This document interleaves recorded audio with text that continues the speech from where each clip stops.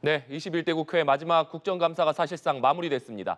총선 앞 맹탕 국회가 또다시 반복됐다는 지적이 나오기도 합니다만 여러 현안으로 가장 뜨거웠던 상임위 중에 한 곳이었습니다.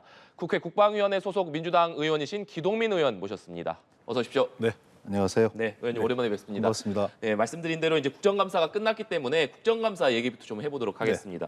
뭐 여러 현안들 때문에 이번 국정감사 기간 동안 가장 관심을 받은 상임위 중에 한 곳이 국방위였을 텐데 먼저 고 최상병 순직 사건과 관련해서 좀 짚어보겠습니다. 네. 의원님께서는 이번 사건과 관련해서 지휘 책임자 중 한 명인 임성근 해병대 1사단장의 징계가 꼭 이루어져야 된다 이렇게 요구를 하셨고 여기에 대해서 신원식 국방장관은 지금 수사가 진행 중이기 때문에 징계할 수 없다 이렇게 답변한 걸로 알고 있습니다. 네. 이 부분에 대해서 어떤 입장이십니까? 어떤 조직이든 유지가 되기 위해서는 최소한의 질서, 규율이 필요하다고 보여집니다. 네. 법적인 책임이 가려진 다음에 지휘 고하에 대한 뭐 이렇게 여부를 따지지 않고 징계에 착수하겠다는 얘기는 사실상 징계하지 않겠다는 얘기와 비슷할 수밖에 없습니다. 왜냐하면 그런 일반적인 원칙이 지금까지 공직사회에서 한 번도 적용된 적이 없고요. 조직을 유지하는 근간은 결국은 정의와 진실이 얼마만큼 조직 내에서도 통용되느냐 네. 이런 차원의 문제일 텐데요.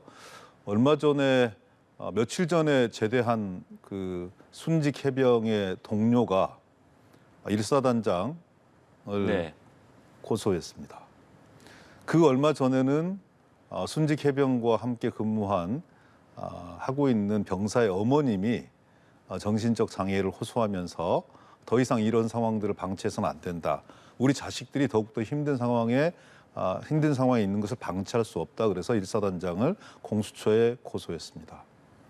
이 정도가 되면 조직에 영이 쓰지 않는 거거든요. 네. 뭐 1사단장이 철갑을 두른 사람도 아니지 않겠습니까? 아무리 뒷배경이 든든한다 할지라도 한때는 해병대 사령관도 동의하고 해군 참모총장도 동의하고 국방부 장관까지 동의했던 징계에 합의했던 이런 사람입니다. 어느 순간에 그것이 뒤집어져서 또 다시 원인 무효가 되어서 그냥 혐의를 적시하지 않은 채 경찰로 이첩이 되어서 수사를 진행하고 있습니다만 네. 국민들은 경찰 수사가 원활하게 잘 진행될 것이다. 진실을 파헤칠 것이다. 이렇게 믿지 않고 있어요. 예. 그것도 역시 권력과 외압으로부터 자유롭지 못하다고 경찰들이 판단하고 있기 때문에 그렇습니다. 그런 상황에서 법적인 책임을 묻는 데 시간이 걸린다면 어차피 저희들 생각은 국회에서 특검법을 통과를 시켜서 네. 그렇게 국민들한테 보고할 수밖에 없는 상황이다. 근데 그 많은 시간 동안 기다릴 수 없는 거잖아요. 그러면 최소한의 조직의 기강들을 세우고 진실을 바로잡아 나가는 첫 번째 조치가 1사단장에 대한 직무에서 배제하는 거다. 보직을 해임하는 거다. 그 사람은 뭘 어떻게 하라는 것도 아니지 않습니까? 바로 무슨 이 수사에서 구속하라 이렇게 얘기하는 것도 아닌 것이고 최소한의 도리, 국방부의 도리 그리고 국민에 대한 최소한의 도리를 지켜야 되는 거 아니냐. 네. 이런 차원에서 임성근 1사단장에 대한 징계를 얘기하고 있는 것이고요. 보직 해임을 얘기하고 있는 것입니다. 자칫 잘못해서 이런 수사 중이라는 이유로 그냥 이 상황을 방치하게 되었을 때 조금 있다 이제 장성들 인사가 이루어지거든요. 그분이 영전에서 더 좋은 곳에서 활동할 수 있는 이런 아이러니가 발생할 수도 있습니다. 과연 순직한 해병이라든지 아니면 그 당시에 수해복구 활동에 투입되었던 이런 장병들에게 무슨 얘기를 저희들이 할 수 네. 있겠습니까? 그것을 이루어내기 위한 최소한의 조직적인 조치, 그 조치가 1사단장에 대한 보직 해임이다. 이렇게 주장하고 있는 것이죠. 네. 최상병 사망 사건과 관련해서는 해병대 수사단장이었던 박정훈 대령 얘기를 안 할 수가 없는데 국감에서 대통령실에 외압이 있었느냐 이런 질문이 나왔습니다. 여기에 대해서 국방부는 이것이 박정훈 대령의 주장일 뿐이다. 이렇게 국방부에서는 얘기를 했고 국민의힘에서는 항명 사건이 포장돼서 정치적으로 이용되고 있다. 이렇게 반박을 했습니다. 이 부분 어떻게 얘기하시겠습니까? 최소한 그 사람의 그 행위에 대한 네. 동기가 무엇인가를 파헤쳐 봐야 되는 거잖아요. 박정훈 수사단장이 거짓말을 해서 얻을 수 있는 개인의 실익이라든지 아니면 조직적 실익이 있어야 되는 거 아니겠습니까? 아니면 가정에서의 실익도 있어야 되는 거 아니겠습니까? 이런 말씀 드리기 좀 조심스럽습니다만 이미 공개된 사안이기 때문에 그분의 아드님이 육사에 다니고 있어요.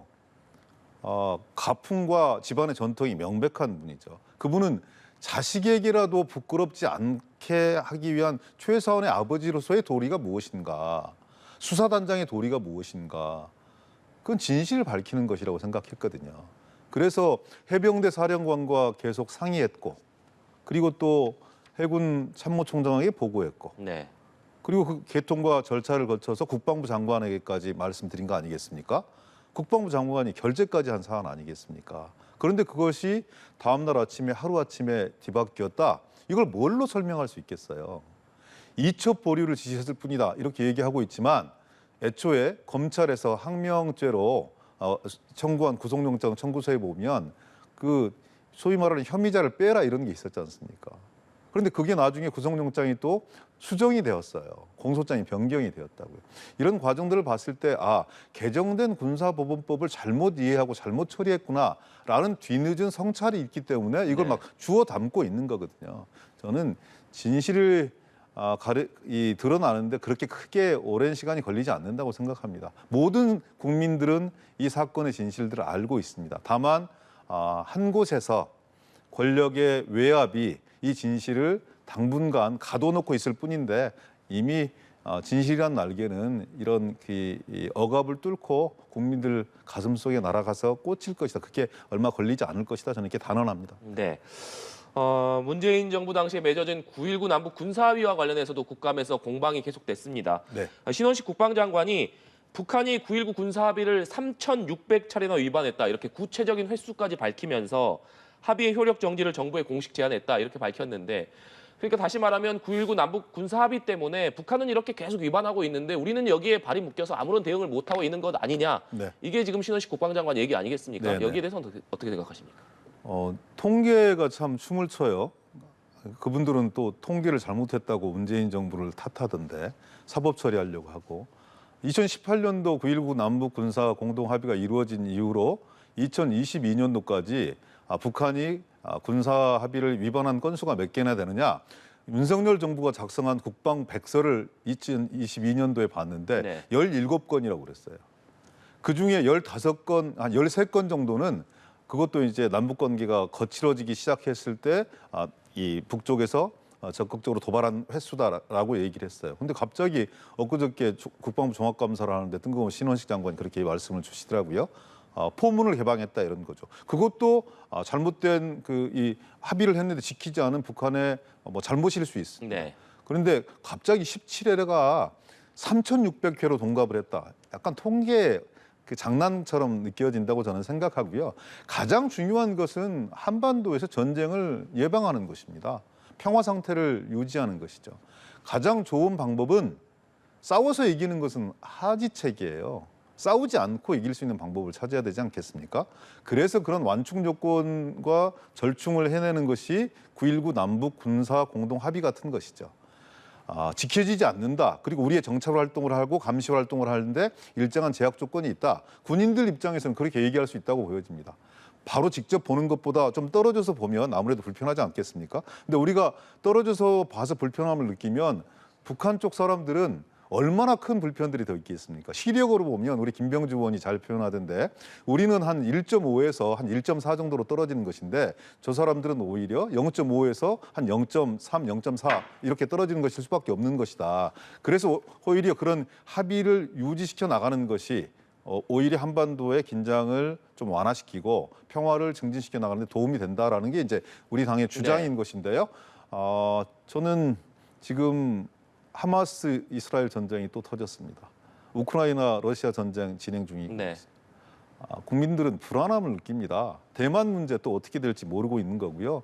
한반도에서까지 긴장이 좀 격화되고 고조되는 이런 상황들을 만들지 않는 것이 위정자들의 최소한의 저는 도리다라고 생각합니다. 미국의 이해관계도 걸려 있어요. 미국이 과연 지금 2개의 전쟁을 수행을 하고 있는 게 3개의 전쟁, 4개의 전쟁을 수행할 수 있는 그런 현실적인 준비 태세가 되어 있는 거냐, 미측과는 긴밀히 잘 소통하고 있는 거냐라는 근본적인 질문을 던지지 않을 수 없는 것이고요. 우리가 그것을 먼저 깨서 얻을 수 있는 실익이 별로 없다고 저는 생각합니다. 깨지 않고도 얼마든지 상황을 관리해가면서 한반도 평화 상황을 유지시켜 나가는 방책들을 찾는 것이 저는 윤석열 정부가 국민들과 함께 해야 할 한반도의 평화를 지키는 해안이다. 저는 이렇게 생각합니다. 네. 주제를 좀 바꿔보겠습니다. 어제 서울 도심에서 이태원 참사 1년 희생자들을 추모하는 집회가 열렸습니다. 유가족들이 윤석열 대통령을 초대했지만 대통령실에서는 이것이 정치 집회의 성격이 짙다 이렇게 밝혔고 윤석열 대통령은 따로 추모 예배, 교회에 가서 추모 예배에 참석을 했습니다. 야권에서는 대통령이 왜 유가족들의 곁에 있는 것 아니냐 이런 비판을 쏟아내기도 했는데 현 상황에 대해서는 어떻게 보셨습니까? 정치 집회라서 못 오신다고 하는 건 좀 말이 되지 않는 것 같아요. 좀 공색합니다. 박정희 대통령 추도식도 가셨었잖아요. 정말 있어서는 안 될 일, 잘못된 국가 시스템에 의해서 사회적 참사가 발생한 것이고 그걸로 인해서 159분의 젊은 별들이 유명을 달리하게 된 이런 사건들에 대해서 첫 번째는 저는 대통령께서 위로하고 공감하고 소통하셔야 된다고 생각합니다. 그것이 첫 번째라고 생각합니다. 당사자의 입장에서 그리고 돌아가신 분들의 입장에서 또 유가족들의 입장에서 생각해 보는 것 그리고 진상을 철저하게 규명하는 것 그리고 그 진상 규명에 입각해서 책임자를 처벌하는 것 그리고 이제 제도적 보완과 적절한 배상을 하는 것이 저는 옳다고 생각합니다. 네. 그 하나도 이루어지지 못하고 있는 거 아니겠습니까? 특별법은 지금 패스트트랙을 태워놨지만 법사위에서 국민의힘의 완강한 저지선에 막혀 있는 것이고요. 진상규명 작업 실무자 12명 겨우 기소해서 재판 1심도 끝나지 않았습니다. 그 당시에 논란의 한복판에 서 있었던 한덕수 총리, 오세훈 시장, 이상민 행안부 장관, 경찰청장, 서울청장, 용산구청장 전부 다 건재하게 자기 활동들, 자기 자리를 보존하고 있는 거 아니겠습니까? 유족들이 보시기에 그리고 국민들이 보시기에 어떻겠습니까? 저희들도 참 입이 10개라도 드릴 말씀이 없는 이런 상황인 거죠. 그러면 정치권이 좀 분발해서 대통령께서 이런 문제는 좀 앞장서셔서 국민들은 언제나 옳다고 말씀 주셨잖아요. 강서구청장 선거 끝나고 나서. 2년 전쟁, 역사 전쟁 하지 말고 민생에 주력하자고 말씀 주셨잖아요. 그러면 첫 번째는 유가족들 손 따뜻하게 잡아주시고 위로하시고 공감하시고 소통하시고 거기서부터 출발해야 되는 것이다. 1년이 지났지만 여전히 유족들과 국민들은 대통령의 손길이 기다리고 있다. 저는 이렇게 생각합니다. 거기서부터 출발하셨으면 좋겠습니다. 네, 알겠습니다. 내일은 윤석열 대통령의 내년도 예산안 시정연설이 국회에서 있습니다. 시정연설에 앞서서 국회에서 이제 오부 요인과 여야 대표 간 사전 환담이 진행이 되는데 이 자리에 이재명 대표가 참석한다라고 민주당에서 밝혔습니다. 네, 그렇습니다. 그러니까 윤석열 대통령과 이재명 대표 간의 만남이 이루어지는 셈인데 사실상 뭐 시간은 길지 않겠습니다만 여기서 의미 있는 대화가 좀 오갈 수 있을 것이라고 보십니까? 원래 정치는 선택하고 결단하는 네. 것이라고 저는 생각합니다. 대통령이 되면 야당 대표들 만나기 싫어해요. 문재인 대통령도 여러 차례 만나셨지만 대단히 많은 이 과정들이 필요했죠. 윤석열 대통령께서 좀 더 강서구청장 선거에서 나타난 국민들의 민심을 좀 무겁게 받아들이셨으면 좋겠다라고 생각합니다. 협치라는 게 좀 다른 게 아닙니다. 자주 만나는 거죠. 네. 형식과 어떤 이 차례 이런 것들에 구애받지 않고 두 분이 좀 허심탄회하게 아니 두 분이 만나기 좀 껄끄럽다면 또 세 분, 네 분 얼마든지 만날 수 있거든요. 정치는 만나는 것에서부터 출발합니다. 이재명 대표 역시 막힌 분이 아니기 때문에 만나서 대통령의 말씀을 쭉 들어보고 고충이 있다면 얼마든지 양보하고 타협할 수 있는 그런 유연한 사고를 가지신 분인 거잖아요. 근데 집권한 지 1년 6개월이 넘었는데 여야의 대표가 한 번도 만나지 못했다 이러저러한 이유로 국민들이 보기에는 좀 납득하기 어려울 것 같고요. 내일을 기점으로 해서 좀 이렇게 허심하게 손 내미시고 민생이 제일 어려운 거 아니겠습니까? 그리고 한반도 지금 이 안보 상황도 그렇게 녹록한 상황이 아니어서 저는 여야가 손을 맞잡아야 된다고 생각합니다. 야당 입장에서 얼마든지 협조할 이 준비가 되어 있고요. 그럴 그 태세가 되어 있는데 그런 여지를 만들어 나가는 것은 결국은 여당과 저는 대통령의 몫이다. 네. 이 대통령과 여당의 몫을 기대한다. 얼마든지 야당 역시 부응할 준비가 되어 있다. 이렇게 말씀드리고 싶습니다. 네. 윤석열 대통령과 여당이 대화를 제안해야 되고 이재명 대표도 언제든지 수용할 준비가 돼 있다 이렇게 말씀 주셨는데 네. 민주당에서는 최근에 김기현 대표가 제안한 여야 대표 회담에 대해서 대통령까지 포함하는 3자 회동을 제안하지 않았습니까? 여기에 대해서 아직까지는 대통령실에서 전향적인 답변이 나오지 않고 있는데 이 회동이 성사될 가능성은 얼마나 있다고 보십니까? 여야 간의 대표도 당연히 만나야 되는 것이죠. 근데 여야 간의 대표만 만나서 구색 맞추기 식으로 이렇게 들러리 쓰려고 하는 건 좀 불편한 일 아니겠습니까?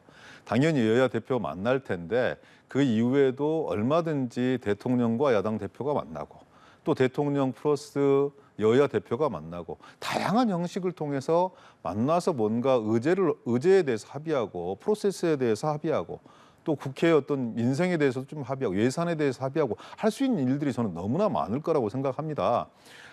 그 실타래를 풀어내는 데 있어서는요.